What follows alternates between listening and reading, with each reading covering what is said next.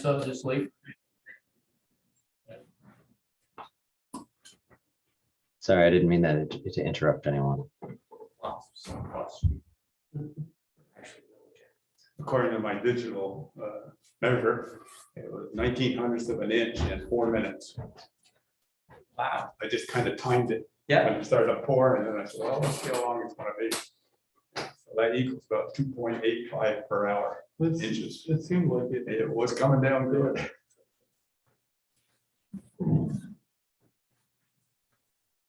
Well, I've just ticked over 6:30.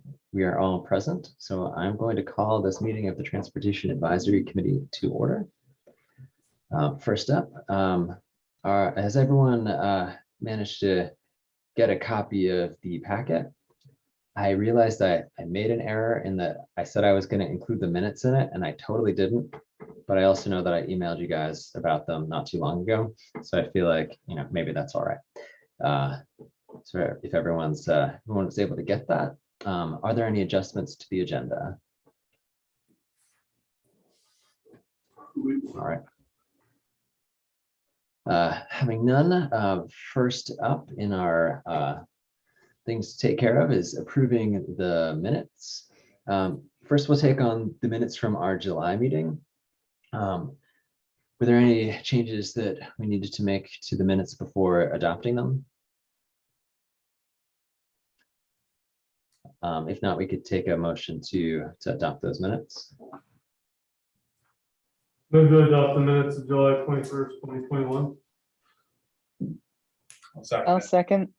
All right, I guess we'll say Art second in this case, I guess. Okay. All right, we have a motion and a second. All in favor? I figure we don't need to discuss because we mentioned if there are any changes. All in favor? Aye. Aye. Any opposed? All right, that minutes are approved. That was unanimous, I believe. All right, next, our minutes from August. Are there any changes to the August minutes that we make before we hear a motion to approve? All right. Oh, sorry, go on. If anyone wants to make a motion to approve those minutes. I make a motion to approve the minutes of August 18th. I'll second it. All right. We have a motion and a second. All in favor of adopting these minutes? Aye. Aye. Yeah, we can do hands too if you want. I'm not sure if we're all getting drowned out. Sorry. Yeah. In the committee room, do people also say aye and it just got cut out by the noise cancellation?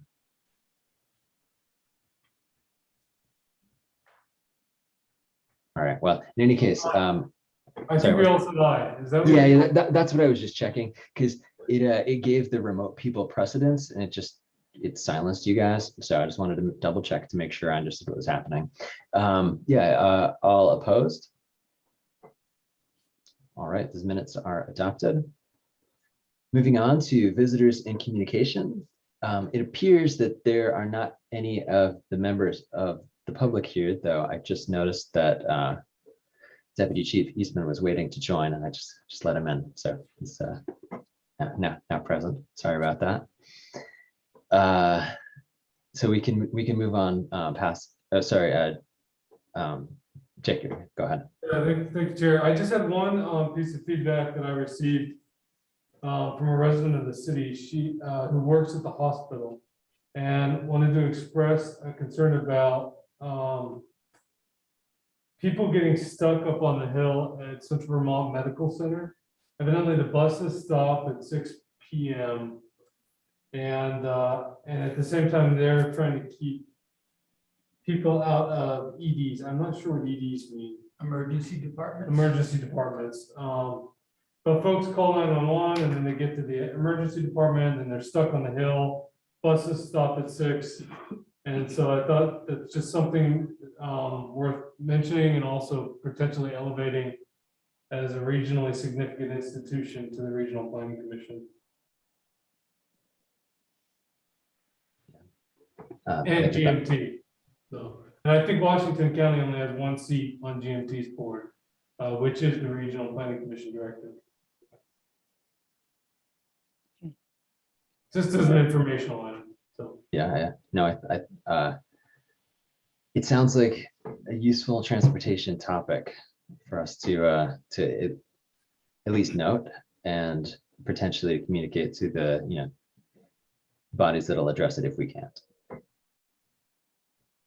All right, moving on, agenda item 5 is Public Works Department monthly report. This is a new thing that I want to try because I think that one of the ways that we can help to not be as reactive is to know what's going on in general.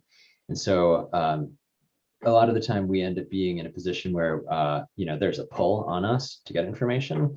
If we get regular updates from city activities, it seems like there's both more of a chance to have insight into how the entire system of transportation works as a whole, but also for us to be able to give some push and say, oh, hey, that thing is going on. It seems like that's something where, some advisement from the committee would be useful. So in any case, I didn't give Bill a lot of runway. What's the metaphor I'm looking for?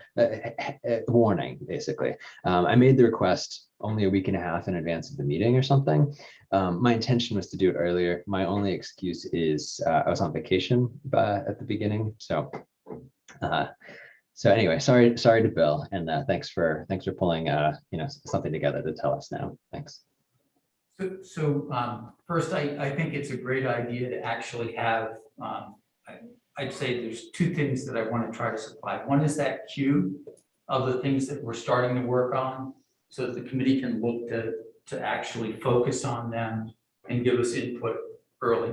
And then the second is, I think, if you folks don't mind too much, I'd do a short victory lap on some of the things that we actually did do.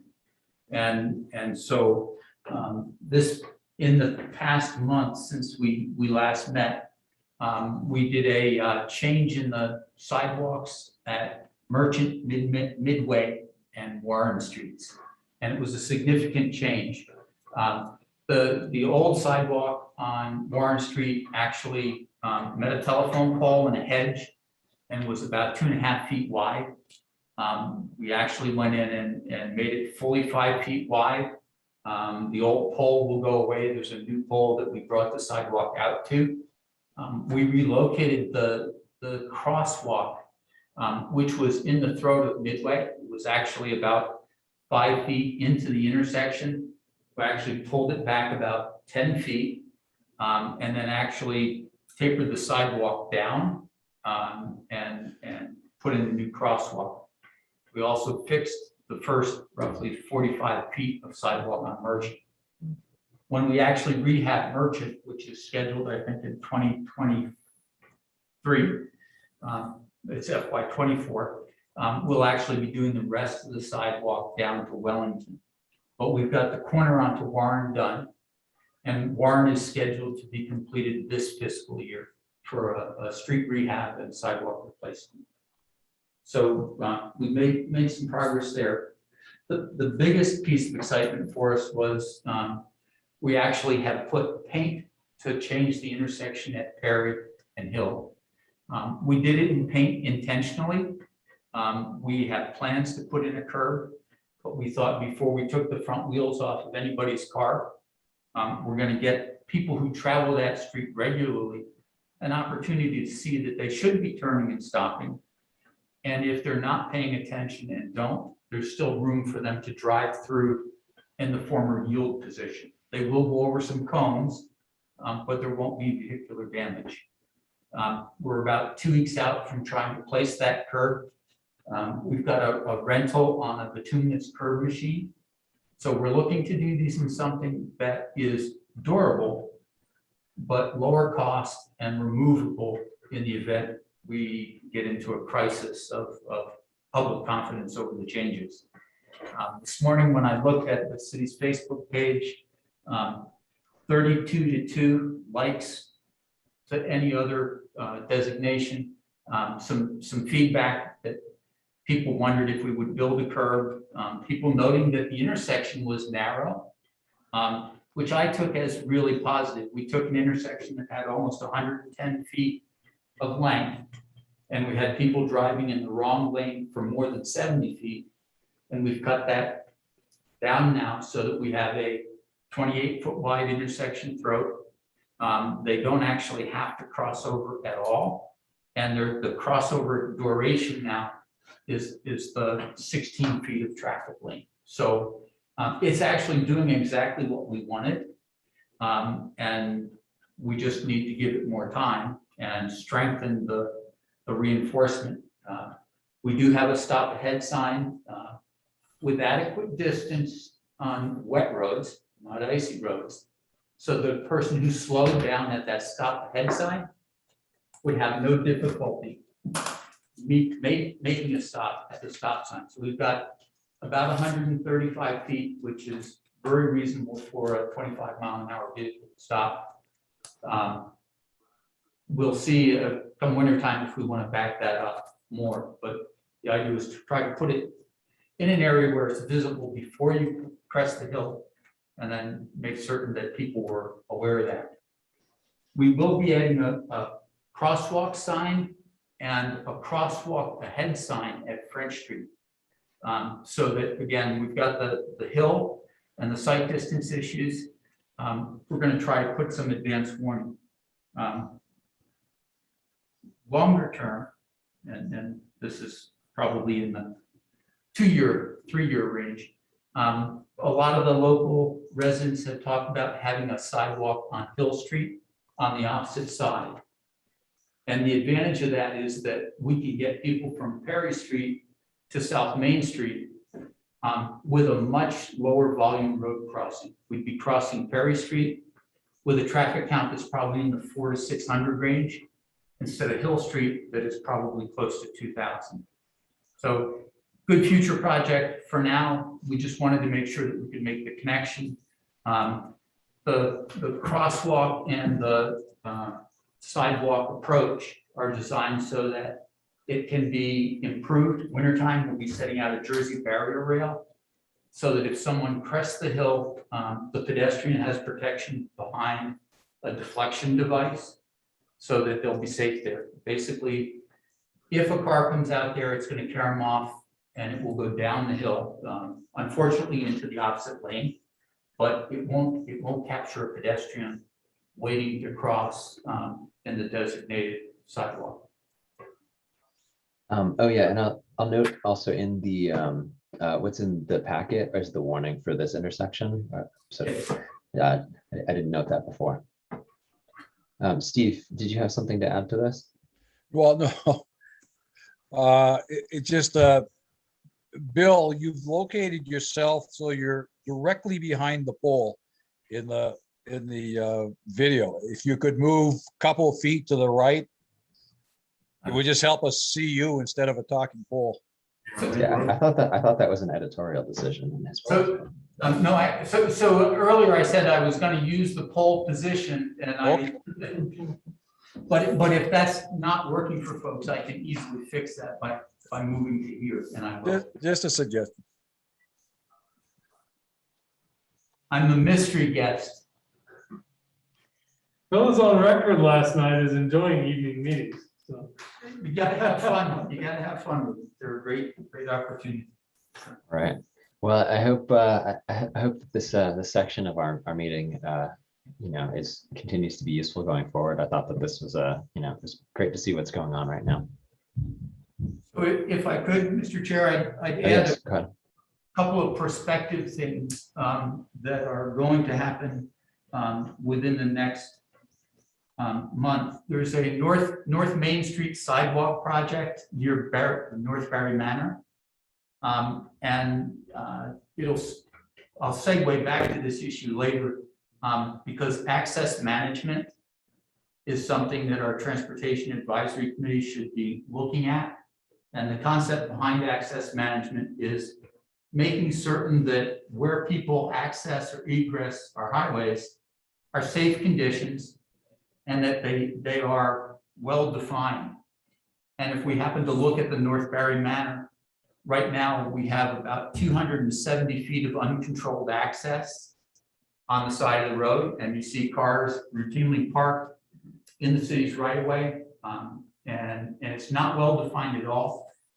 That was not my primary objective when we laid out this project. The primary objective was to get the bus stop that's at Beckley Street and North Main Street further isolated from Berlin Street, so that bus stops, which need time to occur, didn't affect the queue at Berlin Street. So we wanted to move the bus stop. On the way to the new bus stop location, we have the chance to deal with this access management issue by putting in a sidewalk, elevating the sidewalk so it's well-defined, and making the access for the former Tenco building, now owned by RK Miles, and the former R&J Sitco, now R&J Auto Service, much more well-defined. We won't be preventing any use of their parking area. We're just going to make certain that they're coming out in two very distinct places. One near Beckley Street and one down near the Tenco Drive. And the bus stop is going to be on the other side of the Tenco Drive. And there'll be some lane configuration changes. So I guess I'd offer that we will send to the committee a preliminary plan for that, but and we can give the committee time to comment before we try to actually construct that sidewalk next month. But we would really like to get that done before winter time, because we'd like to get the improved crosswalk, we'd like to have the pedestrian safety, and we'd like to improve the bus stop so that when a bus has to stop and wait 90 seconds, we don't submerge the queue on Berlin Street.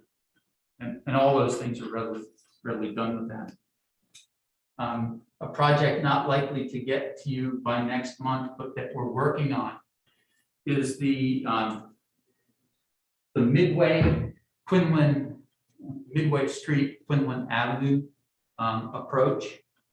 Last year, we placed just a base course of pavement in, because Midway, which is about an 11 or 12% grade, it goes from Merchant Street up the hill and around onto Quinlan Avenue, and it's a very narrow street. It's about 18 feet wide at its widest point, and with that grade and two 90-degree turns at the top and bottom, it's a treacherous winter grade.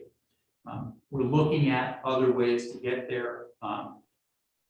One of the really clear signals to us is that Quinlan Avenue was originally called Sheridan Street Extension in the city maps. And Sheridan Street actually extends to Quinlan Avenue as a paper street and simply was never developed. And so we're looking at alternatives. One alternative would be to close the existing Midway, which is a relatively unsafe street, and to construct a connection between Sheridan Street and Quinlan. Again, these are things I'm talking about to let you know, but having a set of plans to look at and see would be incredibly helpful to you. So suffice it to say, that's a project we'll bring to you to look at, and that we're looking at whether we should be abandoning a portion of existing street, replacing it with something else, what the best approach is overall from water, sewer, and transportation purposes. All right, well, we'll see about queuing that for some future agenda. Thank you very much, Bill. Next up, under old business, we're bringing back the Berlin Street rail crossing topic as it was previously tabled. What I'm looking for here is not to delve into this topic very much, mostly just for us to understand how things are going with it. And what I'm hoping for from the committee is, this was the item where it was unclear what had actually happened at the February 19th, 2020 meeting about Berlin Street. I've since talked to someone who was there who is, you know, also sort of confused about, did anything come out of that meeting? My feeling is that is irrelevant because we don't have any minutes. You know, the minutes are the official record of what our actions are as a committee. And, you know, like pictures or it didn't happen, basically.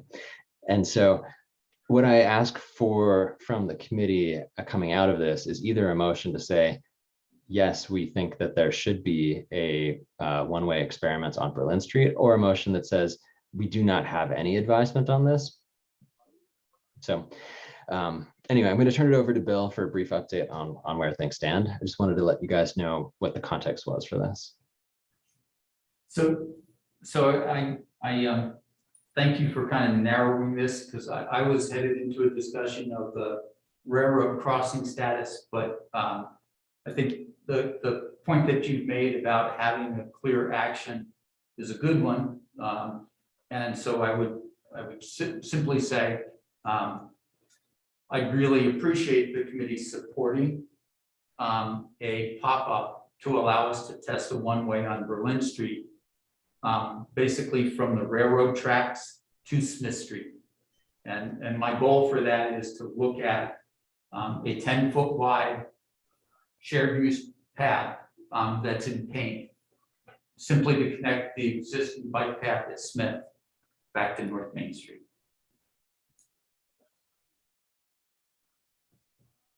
So if somebody turns in off, if somebody turns Go ahead, in Jacob. off Main Street, onto Berlin, and it's headed one way to Route 62 that direction, it would be two-way in from Route 62 to Smith Street, and then it would be coming on the Main Street side, two-way to the railroad track.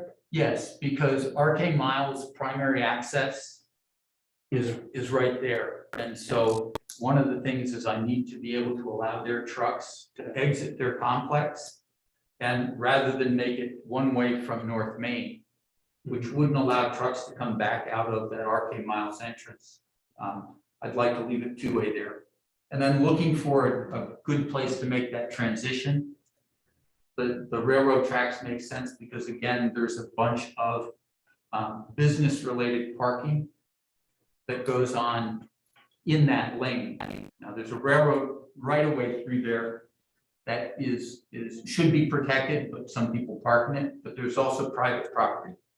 And so people who work at RK Miles park there and would be able to drive back out Berlin Street. So it's an accommodation for pre-existing business in a substantial way. Steve? Yeah, I was at that meeting as well.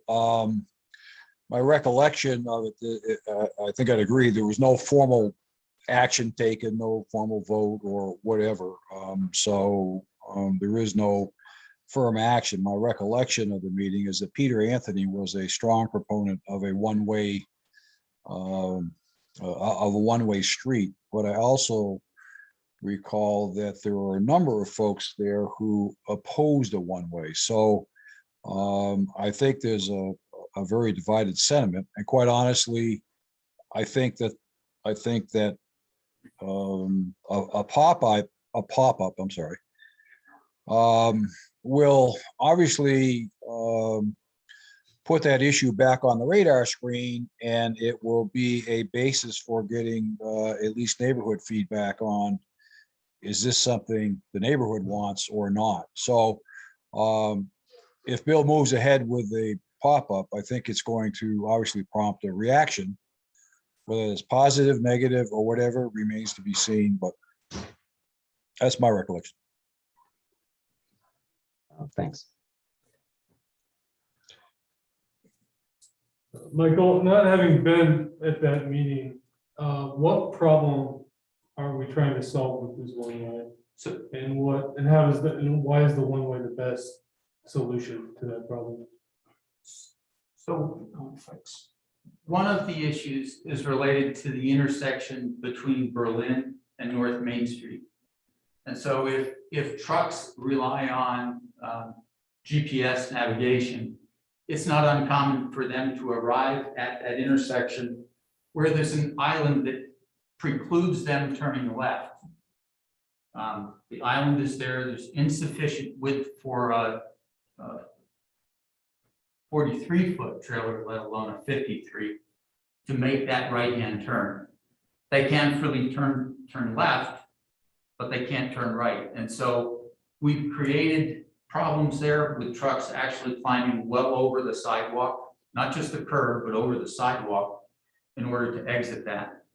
If it's a one-way in the opposite direction, there is no way we will see trucks, GPS or not, come past a gate posted, no entrance, one way, do not enter. So we solve problems of trucks turning right. We're also looking for a means to connect the bike path that doesn't include a bridge in the area of the Granite Museum, where at one point one was considered in order to reach through the Granite Museum's property to US 302. There's a drive access that crosses the railroad. It's roughly a half mile from this Berlin Street corner, but this is a way to connect the existing bike path segments to the current designated bike path and part of the Cross Vermont Trail on US 302. So it is multi-purpose, but I would say trying to deal with the bike path is one of the key improvements, as well as dealing with the width of the street and the type of traffic that it sees. So both ends were two ways for commercial purposes. On Smith Street, we have 3 granite plants, finishing plants. We have Bellavance Trucking's primary service facility, and we have Irving Oil. And so you're looking at truck counts that go from Vermont 62 to Smith that are measured in the 200 to 300 trucks a week. So that's one of the reasons that would remain two-way, is to allow that influx of traffic to those pre-existing commercial establishments. Michael? Joanne, Bill, sorry, also, I didn't see who had their hand up first. I apologize. I guess we'll have Art go. Sorry, Joanne. Yeah. okay, sorry. Okay. One of the other reasons is the left turn coming out of Berlin Street. It reduces no conflicts at all. There's a lot of conflicts as you turn left right now. People are waiting, they're backed up on both sides sometimes. That was just another consideration. Joanne? Bill, I wonder if you could just one more time clarify. I think you said that it would be one way from From Route the- 62 to Route 302, but then I heard something about Railroad Street and Smith Street. Now that I'm looking at a map, out my GPS map on my phone, I'd just like to have you once again repeat where the one way would begin and end, please. It would be one way outbound from the railroad tracks to Smith Street. And so both ends of Berlin Street between Vermont 62 and 302 stay two-way. And both for similar distances, about 125 or 130 feet. So just the ends, one to the railroad from North Main Street. Then it becomes one way going towards Vermont 62, all the way over to Smith Street. And at Smith Street, it's two-way again and allows traffic to come in from Vermont 62 and turn right onto Smith Street or left onto Vine. That would be it. They wouldn't be able to go beyond that in that direction. I mean, my thought is that this is, it does solve some of the problems that we're looking at. I think that Steve is right, is that we're going to experience some, a lot of input from people who don't enjoy this. But I think that it's an interesting thing to experiment with. And basically I can go either way on this one. My main interest is making sure that the TAC has a clear, gives clear guidance on it rather than having it be sort of a, like up in the air, different people remember it differently. So I don't know if there's a consensus here, but if someone would like to make a motion about how to proceed. Steve, is your hand still up, or is it you want to add something? Okay, sorry. Wait, I put it back up again. Okay, all right. I just go want to ahead. clarify the comment I made about a pop-up will evoke a response. I didn't mean that as a negative observation. I just meant it that it'll do what a pop-up is intended to do. It will generate feedback, whether it's visceral or otherwise. It'll generate the feedback that will help decide how to proceed. And it'll generate feedback as to whether the neighborhood thinks it's a solution, a non-solution, a hindrance, whatever.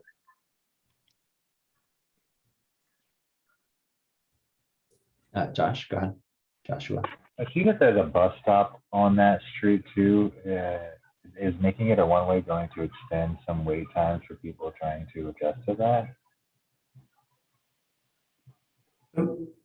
Currently, the bus stop actually runs from North Main towards Smith, to the best of my knowledge. And so it happens, the proposal coincides with the current bus direction. But there could be circumstances where it would have that effect depending on the routings they use. Is that a school bus stop, Joshua? No, it looks like a city bus stop from what the map I see. I don't know if there's a school bus that goes down that street. Yeah, I was just trying to think of where is a school bus stop on Berlin? So there's a stop at the corner of Berlin and Smith, in fact. And there's a stop near the corner of Scantini and Berlin. Okay, that's school bus. Yep, school bus. Yeah, okay, all right. And the GMT stop, there may be a pickup that's occurring there, but the nearest stop is actually the one on North Main Street at the corner with Beckley. Jacob? I just had one question related to which side of the street the bike path or the multi-use path is going to go on. If that's gonna affect any on-street parking. And then where does the path go once it gets across the brook? So conceptually, we were looking at placing the bike path or shared use path on the right-hand side or north side of the road. So as you face Vermont 62, it would be on the right. And there would be on-street parking on the left with one-way traffic in the middle.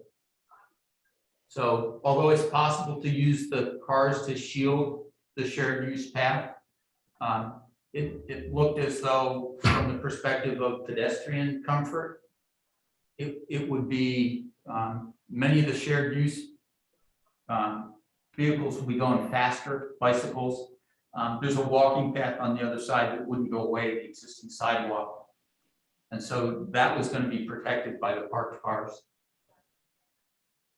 Certainly open to reconsidering that and looking at what we have for width. I believe the street width there is 32 feet. And that's where if we took 5 feet for the shared use path with the existing 5-foot sidewalk, it still leaves me 27. I can take the 8 feet off for a lane of parking. That brings me down to 19 feet, which is a more than adequately wide lane. A 19-foot travel lane? That's what's left in the That's street. 5 foot larger than an interstate travel lane. So it's, as I said, it's more than adequate. That invites, if the pop-up were successful, it invites the potential for a green belt without great loss of utility. But it will result in more speeding and then rejection of the pilot. Before we go any further with this, I would suggest that if we feel that we need to get very substantively, can I even say it? I don't know, involved in this, that we should have a motion that we don't have any guidance right now, and then we should get it on a future agenda. Only because here was, the purpose was we had this thing hanging out that we couldn't give input on. If we don't know right now, like, yes, this is a good thing, we should go forward with it. My suggestion is we don't use extra time during this meeting to try to figure it out, but instead, put it on next time. I think especially if what we're looking at is trying to see what the value is of connecting the bike path. I mean, if we end up approving something that gets, completed in October, we might not really be able to test that super well.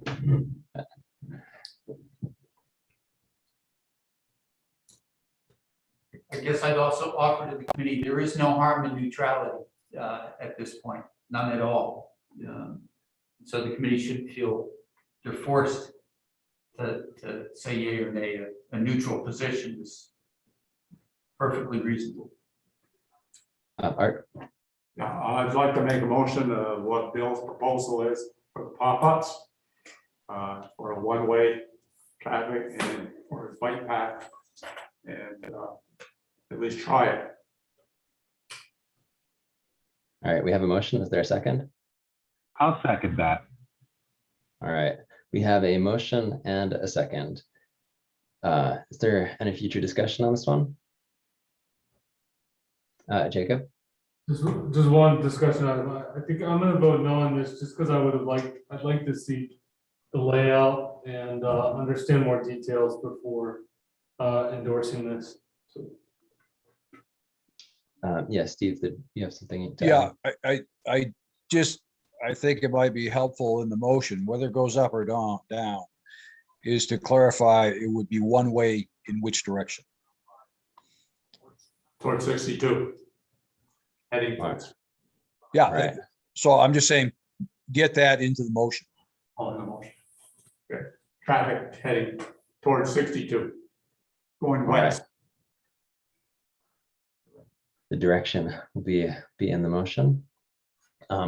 Is there any further discussion on this motion on the floor, the table, wherever it is?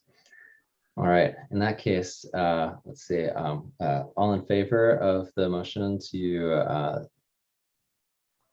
approve Bill's experimental one way for Berlin Street? Aye. All right, I'm seeing. Aye. Oh wait, who's the third? Sorry. Yeah, I can see Giuliano. Art. Okay, Giuliano. All right. You got those, Eli? All right, all opposed? Opposed. I'm gonna also make a tie on this one, in fact, because I think we should discuss it some more. It seems like it is a close one. It's not gonna hurt it to wait a little bit. But if the committee was strongly in favor, we'll let that, let it go ahead. But I think when it's in the middle, I think let's get this on a future agenda. But I think for the purposes of knowing should we have a motion that we don't have any guidance at this time? It seems like it's worthwhile. Just to clarify, or does this clarify things enough for you, Bill, that we need to get it on a future agenda item? or maybe a motion to lay it on the table until we could just see just a cross-section drawing or general layout of where the bike lane's gonna be, where the parking's gonna be. and Yeah. what the traveling width is gonna be. I don't think I want to keep it on the table, only because, I want it to be sort of, prioritized fairly with the rest of the stuff that's on our agenda. And if this sort of just, ends up staying here just because it came up, I'd rather not do that. So I'm comfortable that the committee doesn't have to consider it further. So the failed motion doesn't actually affirmatively oppose it. It No, simply it doesn't. doesn't support it. Yeah, And exactly. very similar to a neutral condition, which again is fine because we can come back to the committee. And if need be, we could actually, if Public Works and the committee don't end up in quite the same place, it's something that we could go to the council and say, here's the advice of the TAC, here's what we're trying to do, and then let the council finalize it. Yeah, and it doesn't honestly sound like, the TAC is opposed to it, but more just that we want to get some more information to make sure that, and I think, I honestly think there'll be a benefit in having the community be able to have more input. Art, go ahead. Yeah, there is one other problem. This rail project with the crossing and everything, the signals, we need to know where that's gonna be, Well, I was hoping, oh, sorry, go ahead, Bill. you know? That was the second half, although I viewed it as being separate from the bike path pop-up issue. But let me address that really quickly. The state proved to me that my concern about the queue was not founded well legally. It turns out that when you approach a rail crossing and the red lights are flashing, it doesn't mean you have to stop and wait. I was mistaken. I always thought that you were at fault if you crossed with the red lights on, and the specific language in the statute, and Deputy Chief Eastman reviewed this and provided the same guidance, that it's illegal to cross if there is a barrier or gate that is down. But other than that, it's treated as any flashing red light, which is a stop and go condition at the driver's discretion. So one of my concerns was that if the lights were on, people had to stop. And if they stayed stopped, it took the duration of that closure from something like 47 seconds out to 73 seconds. The queue only holds one tractor trailer and one car. And in peak hourly volume, we can guarantee that it plugs. So if we run an ambulance or PD car through there between 7:15 and 8:45, we would have traffic back in the street. What they advised me is that's not true. And so it's at the driver's discretion. My issue was not as important. And the issue remains that Berlin Street and North Main Street is an intersection that needs to be addressed. Just not by that project and not necessarily at this moment. And so the council last night accepted the finance and maintenance agreement. And there really isn't a formal change for putting up the red lights. And it will make certain that cars are aware of train traffic approaching. So in the end, that will go forward. We will still have some risk from a queue that sits on Berlin Street waiting for the train to plug North Main Street. But rather than conjecture it will happen, we can gain some experience and see if it does happen. The one-way does prevent that to some degree because you could actually stack cars too wide in that lane temporarily in order to get an ambulance or a PD car through there. But that's kind of where it is. That is good to know. Thank you. Bill, there are no crossbars, No crossbars, they no, removed just lights. just lights. See, they did it on Air Street, they did it on 62, of course, State Road. Okay. The city had raised this issue back in 2019, and I was never advised that they removed the crossbars, but they did, and it actually takes the concerns that I had and makes them move. So I guess I should consider that a success. All right. Okay, well, having had a motion that at least resolves our ambiguity, if not giving us any answer as to what to do, we can move on to our new business. 7.1. I want to review our meetings from the last year and some of the outcomes of the meetings. The reason for this, we do not have to belabor over this at any length, and I'm sorry that the text came out really small on this. I just exported it from the spreadsheet and it's like tiny, so I'm sorry if you printed it. Anyway, yeah, so my thought is I want to look at these, go through them pretty fast, starting from the bottom of the page. I could have reordered them, but I didn't. Sorry. So, but at the, does everyone have these? I mean, I could share my, that's going to be messy. My screen's too big to share well. Okay. Anyhow, So I think if we're looking at our meeting from September 30th of last year. We went over, and also I should note, I didn't put every single item in here, just those that involved advisement about making some kind of intervention in our streets. And I might have got some other things in there too, but I'm tried to keep it down to basically where we're being asked for input on what to do. And so on these 4 items, I feel like the meeting didn't have a ton of input, as I recall, but we went through, we had motions to, to either, do the thing or, hey, let's not do anything. And when it was pretty clear. October's meeting canceled. If anyone wants to add anything, ask a question, anything like that, go ahead and chime in because I'm not necessarily looking up. And so if you just start talking, hopefully I'll get interrupted. Yeah, so the October 28th meeting was rescheduled, as I recall, became a special meeting because we got bumped out of the 21st meeting, technical difficulties, I think. So in this one, we got our speed bumps and humps, speed tables rather, and humps. And those, as I recall, were installed, right? This is the only thing from that. So there were speed tables in 4 locations, speed bump on Church. There was one on Merchant that was potential at that time. But then it also said that bulb outs for Washington Street would be on site. That's what it said in the minutes. Did that mean installed, Bill?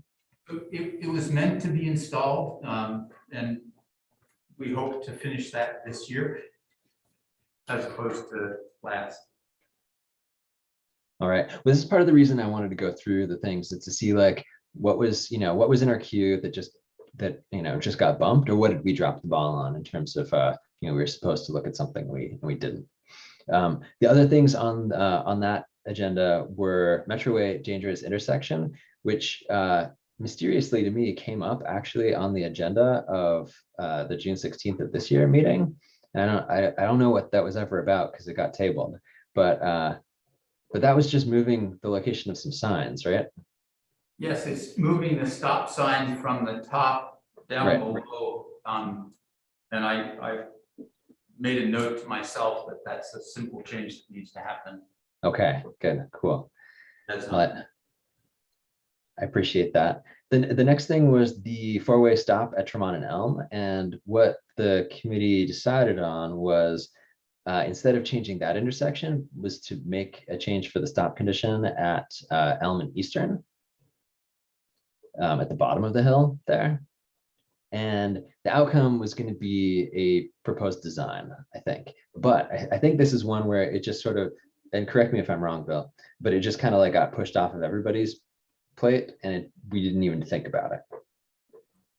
so you're right. There was discussion and there was supposed to be a design that came back with an explanation of its effect. And that was particularly trying to look at the amount of time delay we could add to that particular. Yeah, I was particularly excited about that one, by the way. So, if we could resurrect it, that would be, yeah. Go ahead, sorry. I actually received an email from a Park Street resident today asking about what could be done because that speed hump isn't perceived to be adequate, that people are driving through there at excessive speeds. And again, they're asking about a second speed hump or a speed table.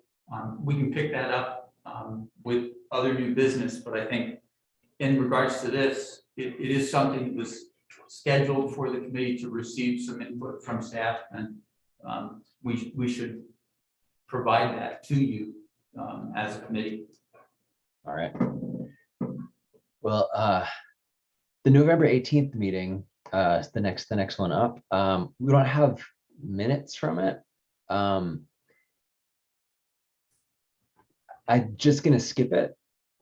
To me, these are, it's kind of frustrating. And I know I've mentioned it before that we have the meetings and then if we don't have the minutes, it's like they didn't happen.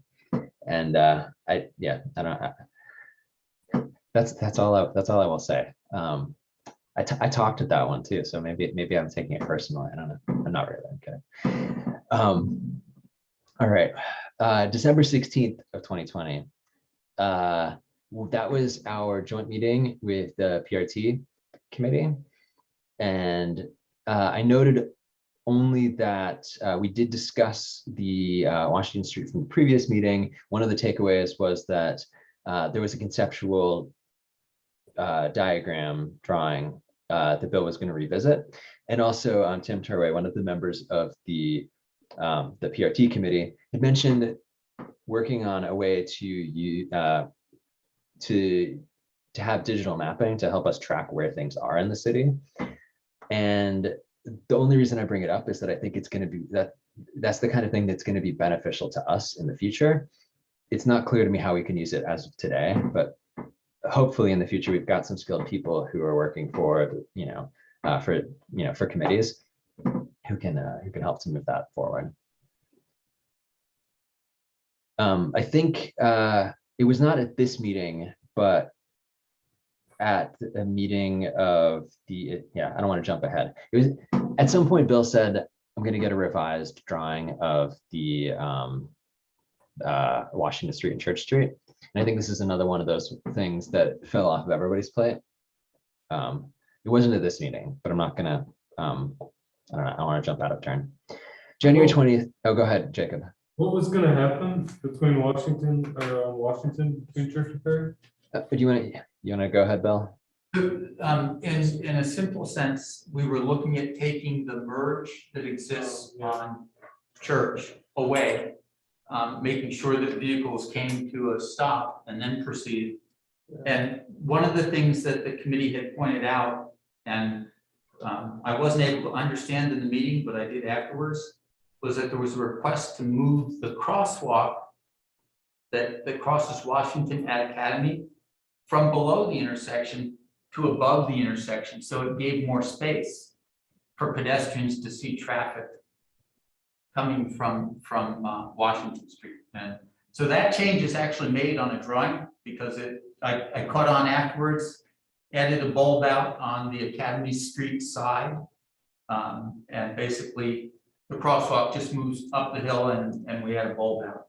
So it involved getting rid of the merge or yield merge, converting that into parking and bringing it around as about a 70-degree angle intersection. Yeah, and I think that all that was missing was bringing it. There was one more change lost to history, unfortunately, because it was at the meeting that we're just gonna jump to. January 20th was canceled. At the February 17th February 17th meeting. We have no minutes, sadly. That was the one at which you were like, I'm going to bring this to the, I'll bring the final conceptual drawing to the next meeting. But we didn't get it on the agenda or get that stuff lined up. And I think that's where that little line just stopped for a while. But again, since the meeting doesn't have minutes, I don't want to, that's my recollection. And it's not that important what my recollection is. On March 17th meeting, we addressed two safety concerns that came from residents. One was turning at Richardson Road. One was installing one of those, I forget what the term is for the rectangular flashing button thingies. Yeah, that pedestrian, I call them beg buttons, which is pejorative. So I don't want to say that. So did you say what they were, Bill? And I was talking over. Rapid rectangular flashing beacon. That's the one. Yeah. And so at that meeting, you said you would come back with more information. And then unfortunately, the April 21st meeting, we actually addressed both of those things and the minutes disappeared. In addition to initially we started talking about, we talked about Merchant Street and we talked about the beginning of the Camp Street stuff, but unfortunately, what came out of that is unknown. My recollection from that meeting, for what it's worth, was that there was going to be a circular mirror at the bottom of Richardson Road, and that people said yes to the rapid, oh man, I forgot it already. Rapid roll. There you go. Yeah. So it seems to me we may just want to, it seems to me we may want to revisit those things and just give them a stamp of approval in the future, because our decisions about them are gone. Or they are minor things that the staff can, just say, hey, this was a really good thing, we're doing it. Certainly the circular reflector seems to fall in that category. But I'm open to. In fact, that is exactly what we're doing, and we purchased a 36-inch diameter polycarbonate convex mirror. I believe Eli has actually staked it out, and we've done the analysis of the height it needed to be at, as well as the skew, to try to make it relatively beer bottle proof from a moving vehicle. That is excellent. Should we bring back the flashing cross sign to consider it again, or is that I'm not sure where it came from. I'm not sure whether input is needed on it. So at that time, we had just been requested as part of the Federal Highway Administration initiative to report on all RRFBs. And I had no idea what they were. After contacting the state, I learned that they were supporting them and had approved them. My concern with the Tilden House location remains, and I don't know that we made a final decision. If we did, again, as you've noted, it wasn't recorded.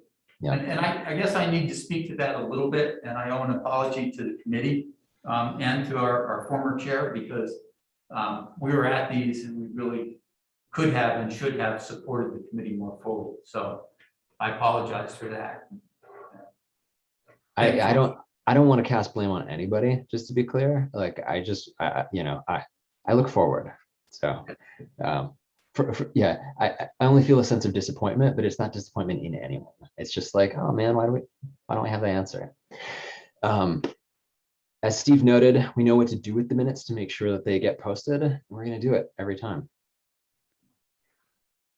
That was an email for anyone who. Yeah, I'm sorry about that. Somehow. No. It is totally fine. It looked to me like a current email. I think you're frozen, Steve, but it is fine anyway.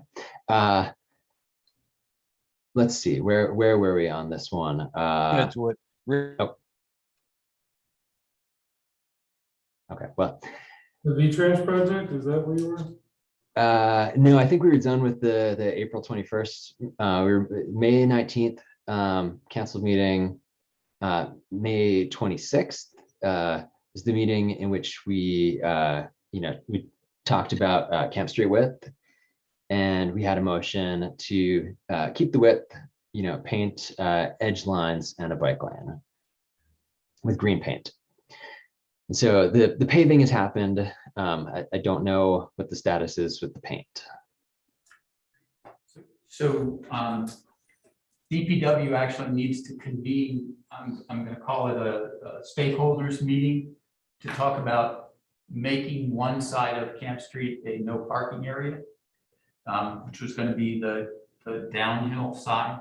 But it's actively used by 5 or 6 vehicles parking there at least 3 different residences. So it's something that needs to have some process for stakeholder input.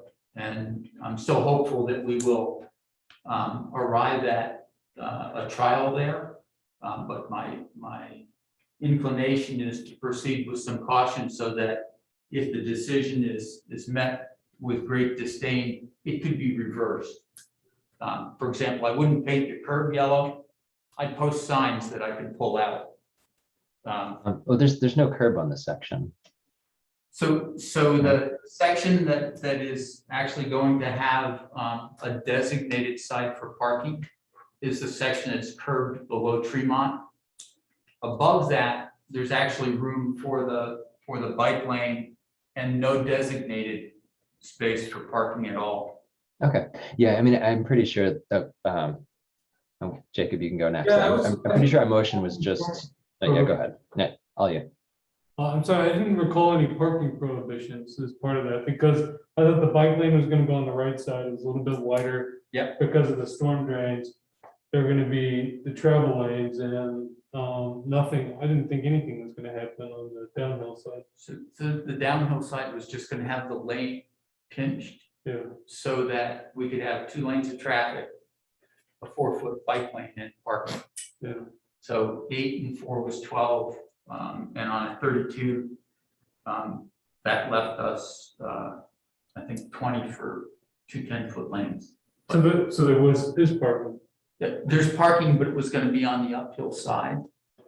So that a bicyclist going uphill, if someone opens the door in front of them, is doing 2 or 3 miles an hour and isn't injured. Whereas if there's parking on the downhill side and they open a door in front of a bicyclist, they're typically doing between 15 and 25.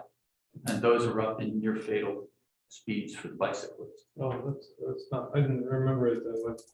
So, and I think, so that sounds like something that really warrants being revisited, and it could be striped next year instead of this year.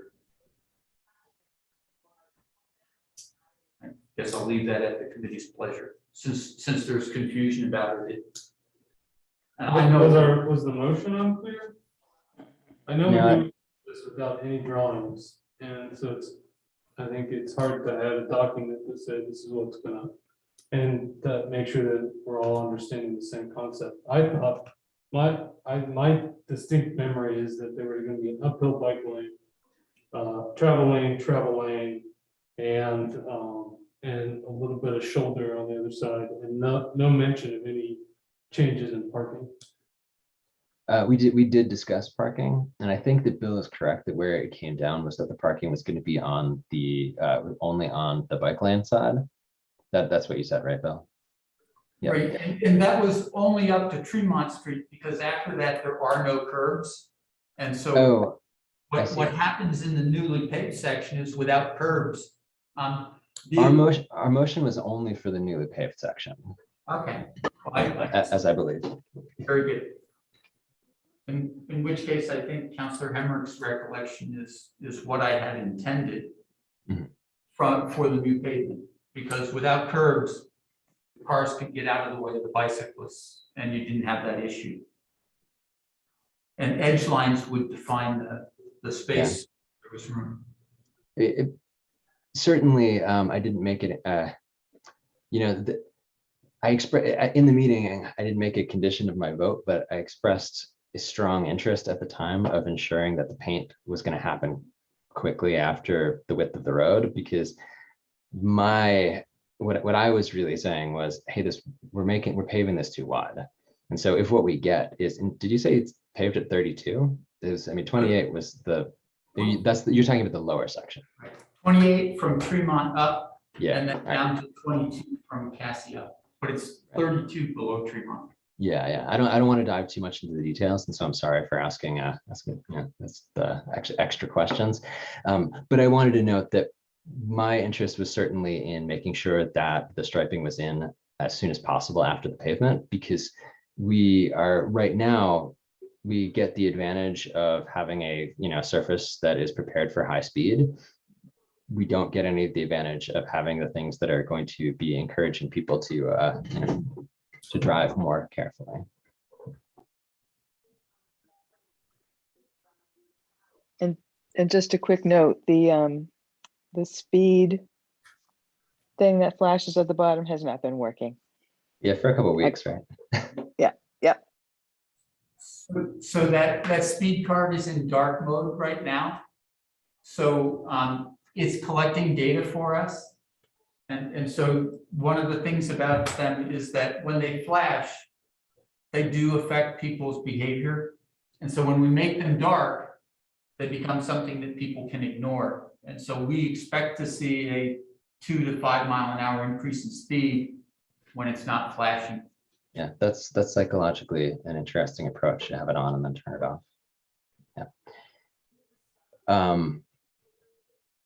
Alrighty, June 16th, we had kind of a strange meeting. Because we had some things that were warned that got tabled, and then things came up that they were not warned in any way. And that's why I put the little asterisk on those guys.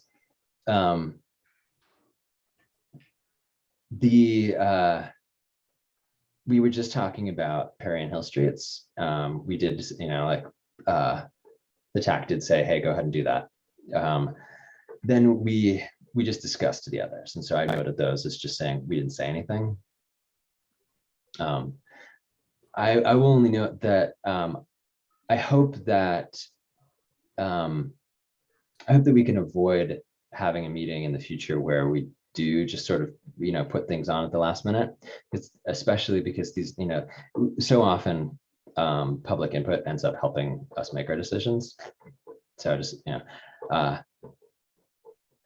as chair, I'm not gonna say yes to that if that happens, just to, just as a flag of whatever. July 21st, we had, it was in the minutes as Speed Bump Summer Street. I left it that way, Josh, sorry. It's actually Seminary Street. And then we were talking to the residents of Perry Street. This meeting left without us deciding anything, but it took 3 hours also.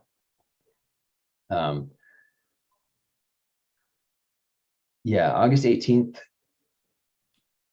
we discussed the speed table candidate locations, made that decision. And then the Berlin Street question that we addressed earlier in this meeting came up, and we said, hold on a second. That brings us to the present. One of the things that, sorry, if anybody has any reflections to make on this, I'm open to people jumping in. Are you holding something up, Steve? I can't. Or I'm sorry, it just happens to be the back of your paper. Sorry. No, I Looks was like a reading, sign, I yeah. had notes on the back, I was reading Yeah, by yeah. agenda. All right, sorry about that. It looked like maybe you're like, help, I'm trapped or something. Oh. Yeah.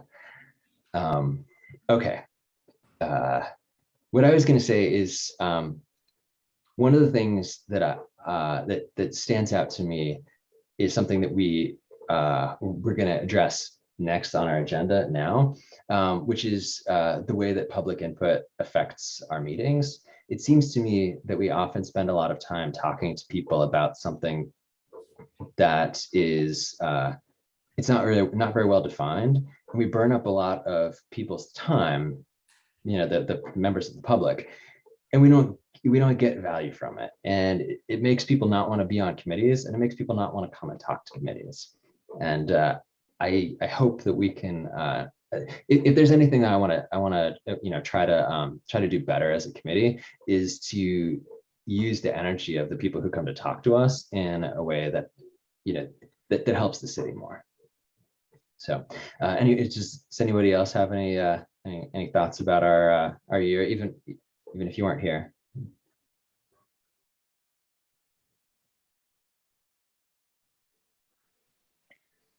I'll just say that 2020 was a year that it's good that it's over. And I think that's really what I see as I look at that. 2020 was a really difficult year everywhere. So let's just move forward. I think that's great. Jacob? Yeah, and I would just say it's great to have Eli here as a minutes clerk, and I know, Councilor Booton last night had a very renewed interest in complete and unquestionable compliance with open meeting law by the city, and including, the use of deliberative and executive sessions. And so I think this new format is going to help this body work more efficiently. And I think making sure that the things on the agenda actually align with the things that are discussed, and there's some background information ahead of time with it. But even a quick conceptual sketch, I think, saves a tremendous amount of time, so that we're not trying to piece together verbally something that could be understood quickly with the drawing. And I like the proposed public input flow. Hey, I'm just gonna move to that agenda item. Not that we were on that, so, my bad. Oh, sorry. Do you have anything else to say? No, just the agenda items, that they're really transparent, like tonight, we're talking about the Berlin Street Railroad crossing, but we're also talking about a pilot. And I know if I lived on Berlin Street, and there was a pilot out on my front door, I'd want to know about it, I'd want to be at that meeting, and I'd want to be able to see what that proposal is. Yeah, I think that makes sense. Okay. All right, let's move on. 7.2, proposed public input flow. I'm not going to belabor this one too much. I mean, I feel like, you know, I put too many bullets in there, I think, but the basic idea is the 3 numbered ones, which is that we want to have a 3-step process for how we get to, and I don't know. I'm trying to avoid calling them hearings because they're not exactly right. I mean, I don't know what the legal, you know, I know hearing has a legal meaning, and I don't mean to say that we're triggering those all the time. But we do effectively have hearings with people, you know, a lot of members of the public come and give input, and they work for us, you know, similarly to how hearings work. And what I really want to do is first funnel people's comments, or like, you know, if somebody from the community says, I have this problem, I want to track it someplace so we can prioritize it against other stuff that's coming up and group them together. So we can say, oh yeah, there's like 30 people who have this problem. Like, let's, you know, let's address them together. My implication for this is that we're going to have some system for it. I don't know what the system is yet, but I think that we can take baby steps. Just a public document is probably fine. If, you know, we edit it, update it, you know, that'll do for now. The second step is leaning more on staff to say, before we talk to us about something at a meeting, we want to have some proposals about what to do. And this fits with what Jacob was just saying, and what Art says often, which is just like, we need to have something to look at to know what this thing means.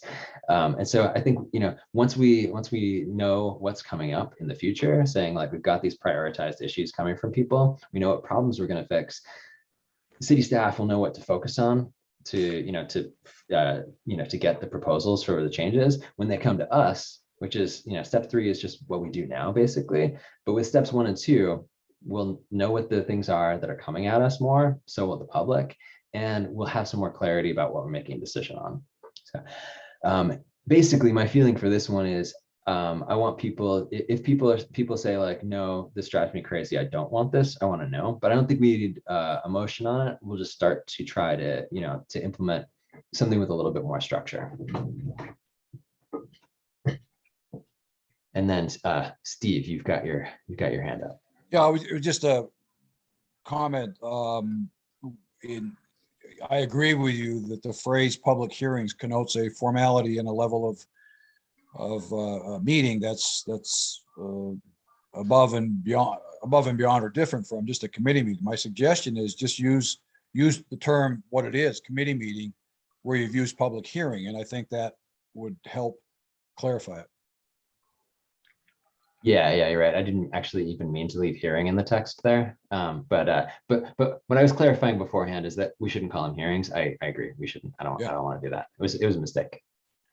Oh, that's okay. I mean, it's just trying to offer constructive feedback. Oh, I appreciate it. Thank you. All right.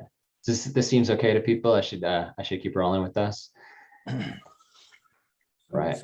We ask a question of the committee, and that is, when we set out, and so gathering observations and concerns and defining a problem, one of the things that I do, and it doesn't help the committee, and I understand that, is to engage people in an issue in order to gain insights into what things I'm blind to. And so when I say I'm going to gather observations and concerns, I can only see what I can see. And so if I don't engage the public in that process, I head down a path. And so. Oh yeah, can I clarify? I don't mean proactively gather. You don't have to, I don't mean you have to like go out and, I don't know, find it. What I mean is right now we get input from people. people come to us and they say the cars are too fast on my street, or they say like, this crossing isn't safe enough, or I don't feel safe when I turn here. These are the kind. What I mean is, we take this input and we put it into some kind, into some form where people can look at, the public can look at a list of like, what are the things that have been complained or noted or wished for, and they can see, one, that other people are feeling things, and they can also see how we're thinking about it in terms of like, we're saying, yes, we're going to try to get to this soon. This we're going to try to get to next year, that sort of thing. So that's all I meant by gather. I don't think we've got to, we don't have to find everything. But all I mean is that we want to try to get this into some place that people can see it. Joshua?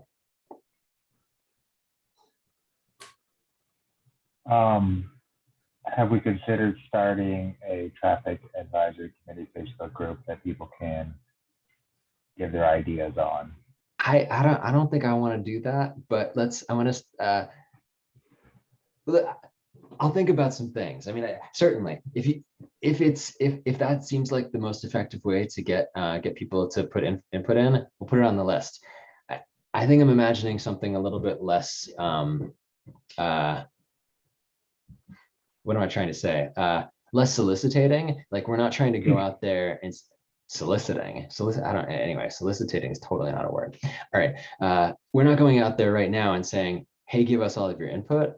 What I want to do is make better use of the input we're getting and start there and have a system that we can use to then sort of marshal that input.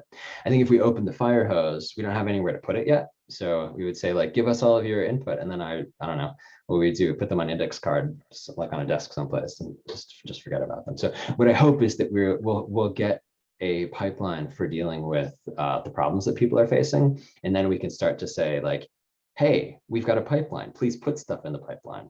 And I'm going to talk to Bill about it. I do not know what the best way to do this is yet. And whatever it is, it's got to work for him and for staff.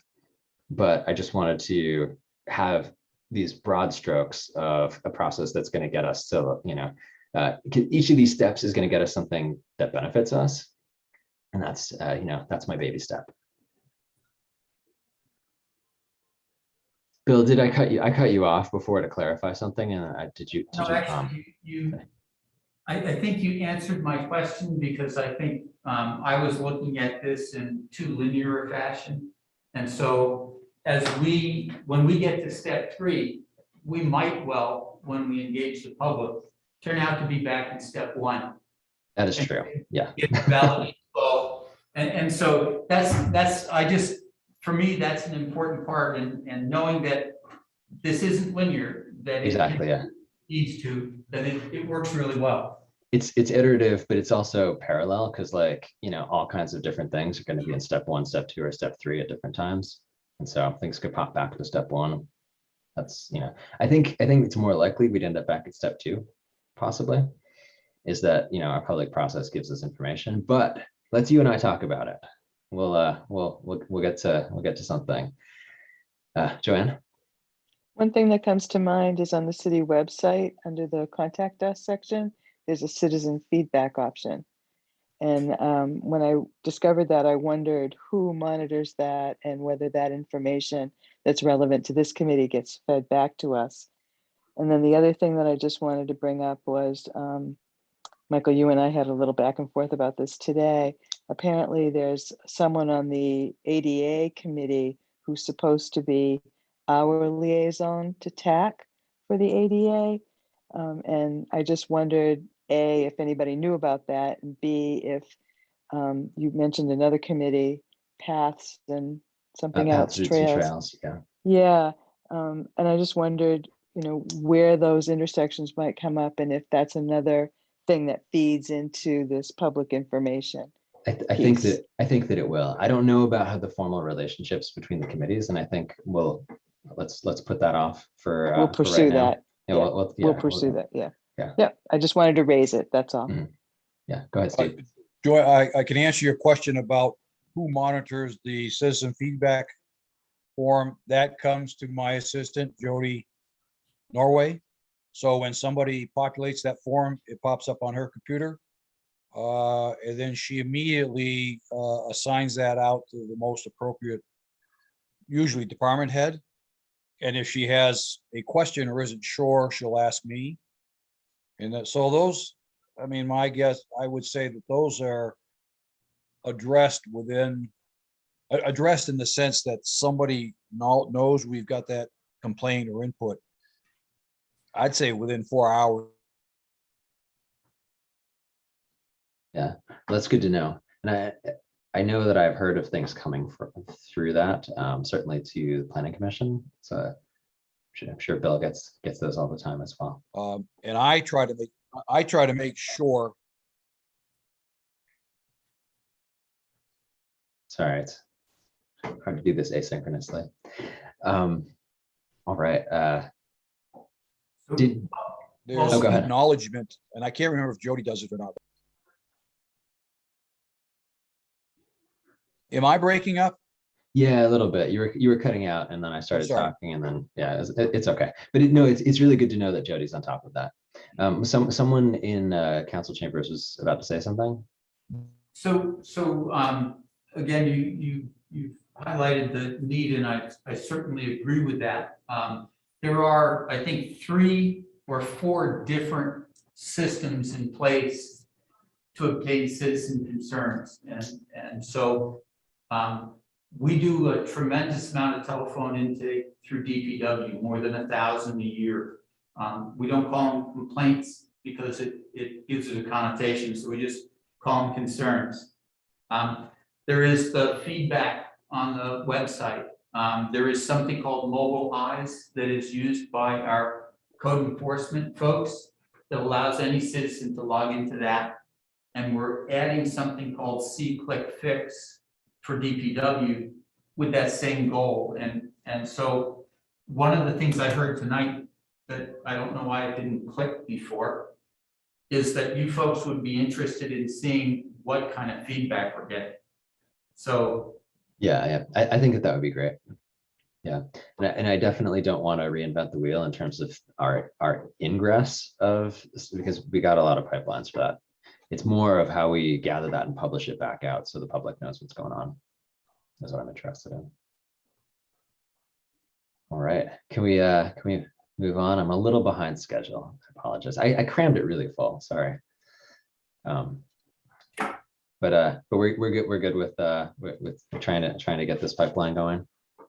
Just yeah, cool. All right. Yeah, on to 7.3, our proposed meeting topics. Mostly for this, I don't feel like we need to, in this meeting, we don't have to put anything in a particular order. This list is not in an order in terms of priorities. My interest is twofold. One, for someone to say, hey, I really want this thing to go to the top, like I have a favorite. And the second is for something that people have thought of that I didn't manage to capture, to say, oh, this is something else we should be thinking of over, the next few quarters. So yeah, so everyone has seen this list, presumably. Is there any reason to read through them? To like just kind of do a checklist on them? Or if someone has something they're like, yeah, this is, I guess everyone has access to the list. They could look at the list and say, this is the one I think we should really prioritize the most. And or say, this is the thing you missed, Michael. Come on, get your stuff together. So I'd like to add access management to our list. I think that sounds great. And we're actively looking at a subset issue, which is the driveway widths. And so, just to foreshadow it, it's all over the place. And I have an ordinance that I need to define a strategy to make things align, whether it's modifying the ordinance and getting tech input on how to do that would be really helpful. So I think access management will be important for us. I think that makes a lot of sense. And so when you're thinking about that, just think about what you really want from us. Like, yeah, what advisement we're gonna give. Yeah. Anything else? I have a question. Yeah, go ahead, Joshua. It might have been last meeting, but there was a brief mention on weight limits on our roads. I'm not sure if anything ever came to that, but I just wasn't sure if you guys had thought of that anymore either. And I didn't see in the list that you had there either. So I'm not sure what to Yeah, do with that. I think that has come up, and I don't know. Yeah, should it be on the list? I guess is the question. So if I mean, I'm seeing at least a little nodding. So let's say we'll put it on the list. We should also clarify what we're who. Yeah, I mean, we want to clarify what we want to get from putting something on the agenda. And so in this case, the goal of weight limits is to keep large vehicles off of streets that can't handle them. That's basically the idea? Yeah. Okay. Does it negatively affect the quality of life of the city? Not even a street that may be built for weight may not necessarily make sense as a trucking route. But I kind of looked at this list and thought bullet 5 that'd be rolled into a bullet 5, but I know that has the planning commission been discussing a traffic calming plan? The planning commission has not. I mean, per the plan, it's actually in the municipal plan, it's in our court. It's not something we can probably do as a body. And so it's that is my guess at least, but I think it depends on how much we can, we can do as, as a committee. It seems like authoring the plan seems like a lot for us. But I think that helping to set the parameters for a consultant seems like it's a lot more within the realm of what we can do. And so, I think that the citywide traffic calming is I think that's in our court. So earlier, Councilor Hemrick has talked about looking at a comprehensive transportation plan, a portion of which might be like a freight plan. And that freight plan really interlocks very well with weight limits. So where you don't need to move freight, you really don't need to have high weight limits. And so it's all part of the planning process. And I've had some conversations with Janet about using planning funding specifically for that purpose, trying to deal with what the goals of our streets are and kind of the traffic plan that you've mentioned using the city planning criteria, and then building it out to include freight corridors and figuring out how to deal with freight deliveries intermittently into local streets. And again, a really good consultant project for this committee to steer and give feedback to the final product, but not something that the volunteers should have to write. Yeah. So, and so I would think that we might, say our future agenda item would be like freight plan / weight limits or something like that. Does that sound like a good? We don't know necessarily which of these things we're gonna try to be moving forward. As yet. My reason for asking about the planning commission's plan is because the annual municipal planning grant program that I administer, so I can't be involved on the city side, is due, the application to do November 1st. There's $22,000 maximum per municipality, 10% match. So you can do a $24,000 project. This is probably more than a $24,000 consultant project. But those, I'm happy to talk about that as a resource in my day job role. But if the planning commission has plans to pursue other funding, and in the past years we hadn't, because we had an expired and unconfirmed plan. That's no longer the case. So now the city's eligible for this funding stream. And on the other side, I would never review an application from the city of Barre either. So Well, I appreciate your ethical standards. I believe that the planning director does have a plan yeah, that was unintentional, is intending to make an application for something, but I don't remember what. I'm not the chair of the planning commission, so I don't exactly know what's on the, on the roadmap there. But if Bill wanted to inquire about what kind of plans to support our, things could happen in, to get in before November 1st, that sounds like that could be beneficial to us. But still, I think for our future agenda, we'll try to get freight plan somewhere in our list to know what we have to do to prepare for it. For the things that need outside resources, we're going to need to, I think this would be a thing where at least I'm talking to Bill about, like, all right, so if we're going to talk about this, like, what do we actually need to be, to be prepared to talk about it?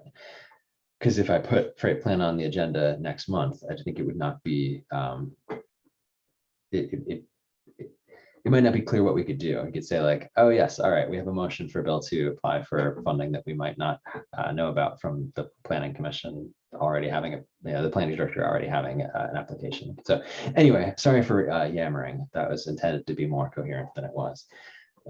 My goal is to just make sure that we've got the information that we need for stuff that's coming up on future agendas.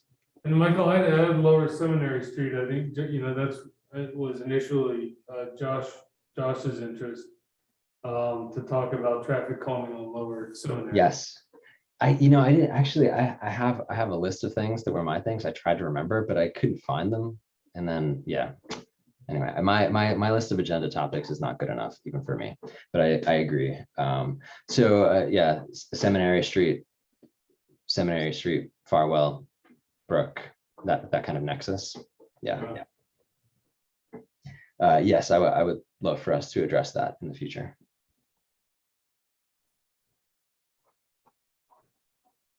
The other item I don't see on here, and one was discussed last night, was the speed indicator signage. The council approved a motion to add to the capital equipment plan a line for more speed indicator signs in an amount of $20,000 for FY23. But as a plan, that's more of a placeholder. So. Yeah, and so if we imagine putting that on our agenda, would that be in terms of like citing or? Yeah, I think probably maybe locations or. All right, let's put it on there. Yeah.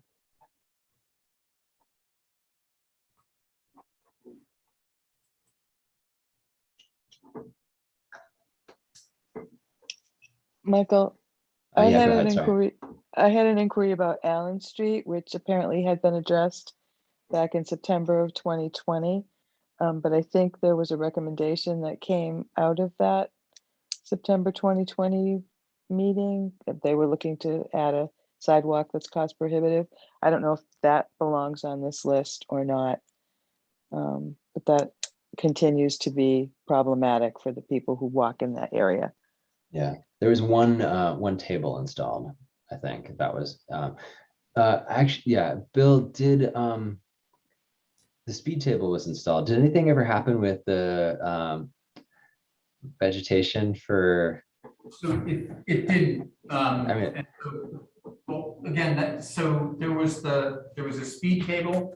There's a concern about having an off-road walking surface. And so we were looking at least mowing.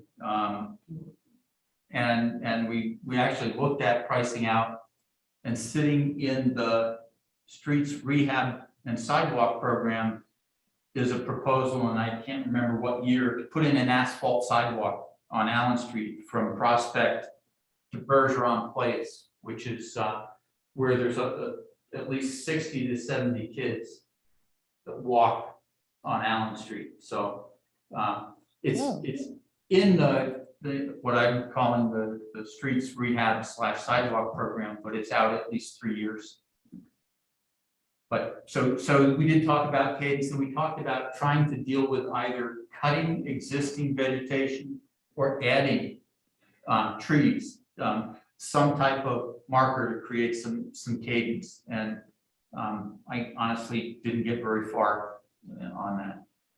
Yeah, my feeling for that one is that probably we put the input that cars are going fast still on Allen Street into our, into our queue of input from citizens that's going to generate future agenda items. To the going back to the previous item, our flow, and it will probably build up to Allen Street getting getting more attention before before there's an asphalt sidewalk.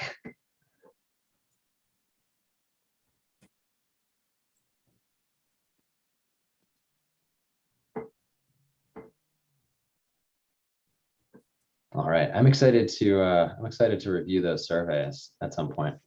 I don't know. I think it's been a long time, so maybe they're not as timely as they once were. But we got, it won't take us very long to look at those. So I'm looking forward to that. Go ahead, Jacob. Well, and Michael, there's going to be results from the Olin Berry community visit as well, and there's the transportation session. So I suspect there's going to be some themes or threads that tap into key community concerns that will be in that report too. Yeah, that's a great idea. We should we'll add that to when we get information from Olin for Berry, we can pull stuff out that's relative to the committee.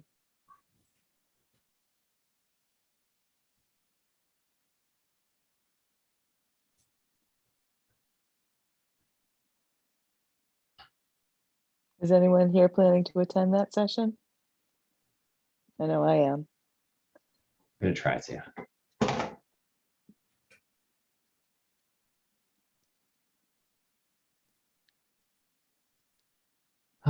All right. Anything else for future meeting topics?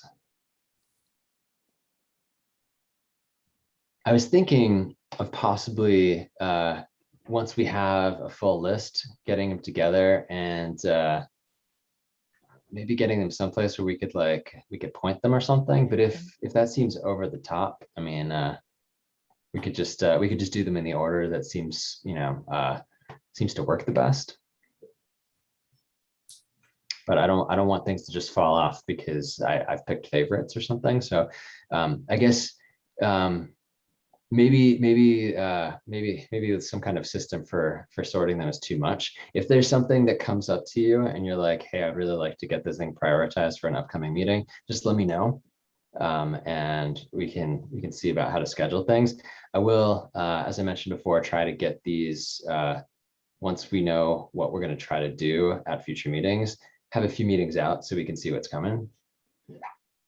And they will just be proposed agendas up until the point at which we actually want to warn them. But I just want to have have people have a little bit of a sense of what's coming up. I think one of the things that, and I don't know if we add this as a topic, but and the mayor has reminded me that it would be really valuable to take the streets rehab program, for example, bring it to the TAC and have the TAC look at it and get a fresh set of eyes on how we set the priorities in that program, which roads we're doing when, what the scope of the project is, and the TAC would be a good sounding board for that. Yeah, I mean, that sounds really useful. So we might add capital planning review to the list of things that the TAC aspires to do.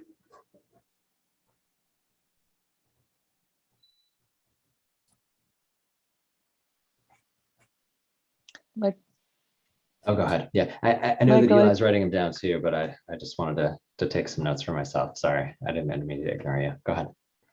I think I would be remiss if I didn't at least say tonight that I do think the issue of traffic calming needs to be way at the top of the list. And we've heard that over and over and over from multiple places. And I think, it's time for us to sit down and be serious about it and develop a plan and start working the plan. as quickly as possible. Yeah, I think that I agree about the priority of it. The question is, how do we get something useful out of the TAC? And we'll have to think about what can we deliver? So I worry that actually, like doing something as big as a plan might be hard for the committee, but I want to see what we can do. So if we can make a, I mean, I think a statement, say, like if our charge embraces more traffic calming, it's at least, it is a step in a direction. But yeah, I think that I don't want to just talk about it, I guess is all I'm saying. So yes, I want to do it soon. I want to take care of things as soon as we possibly can. But I also really want to avoid us just saying that we need something and not having something that Bill can act on. And so I'll talk to Bill and we'll see what we can, even little bits of difference make a difference. And so what I agree with what you're saying in terms of priority. The challenge is getting it to be something that we can take into our agenda and then produce something that is gonna move us forward. So I read that as a point for putting it soon. Now I just have to figure out how, we get it on our agenda in a way that's gonna do the right thing. Well, we do have a proposal for a pilot on Hill Street, and we have not discussed that proposal at all. That is And I true. don't even know if everybody has read it, and perhaps that might be a good starting place. I would love to hear or have the committee see the Hill Street proposal. Oh, other thing I have to note is so I want to change the subject. Yes, I want to make sure that this happens soon, and I can assume that Jacob would be presenting it, and so I'll touch base with him to see about when it's a good time. It might be that Thank next you. month. It might be that next month is not a good time. So the thing I was going to add is that next month the project manager and engineer, I think, but people from VTrans are available to talk to us about the Merchant Street project that the state is working on. And next month is when they're available. So I'm gonna say yes, come when you're available, even if it's not our most pressing priority. There's an external dependency on their time. So that's one of the things that's going to factor into planning the next meeting. Okay. Thank you. But yeah, we'll note those priorities.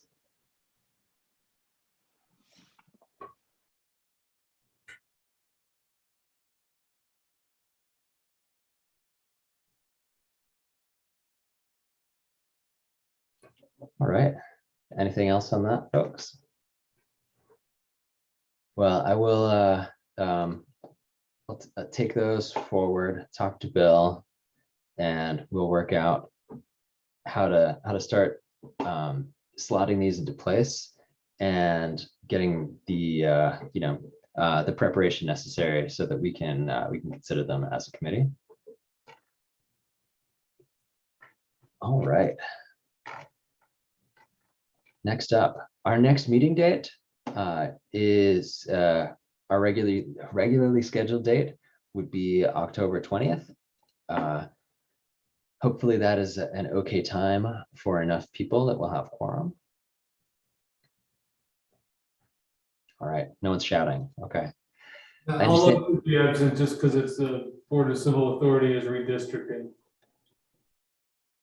Yeah, that's what I was thinking of when I was saying we might push the Hill Street thing back. All right, so we'll plan on meeting next week, next month. Sorry. How about tomorrow? Why not? All right, we'll plan on meeting next month on the 20th. Moving on to roundtable. I'll just let people chime in if they have something to add to the meeting that we didn't address. And if not, then I would hear a motion to adjourn. So moved. I'll second that. All right, all in favor? Aye. Okay, we are adjourned, folks. Have a good night. Thanks for too. going an extra 13 minutes with me. Thank you. Good night, everyone. See you guys.